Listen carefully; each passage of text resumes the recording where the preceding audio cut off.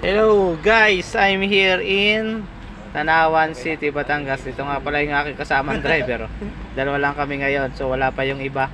So meron nga pala ditong party yung aming boss, kaya kami narito. So ang ganda nga pala ng kanilang resort dito. Ayan o, laking swimming pool.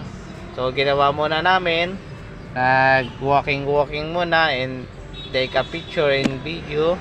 Ayan o, ang lalim ng pool na yan, siguro mga 5.5 feet siguro, kasi ang lalim nakita ko mga hampos ako, mga 5.5 kasi yan So dun muna siya sa taas. So ako muna mag-iikot-ikot dito guys sa bahay na to. Ganda naman ng bahay na to, yaman kasi ng mayari isa ito sa resort din sa Tanawan City of Batangas. So may mga halaman sa gilid. Nice. Yan makalalim, ganda ng kulay ng pool, blue na blue. Hindi lang pwede maligo, ang lamig. Bukod siya malamig, wala pang dalang damit. Ayan siya ayan hayahayang buhay ng tao.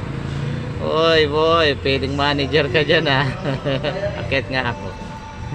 Pwedeng manager siya dyan Uy, ganda ng view talaga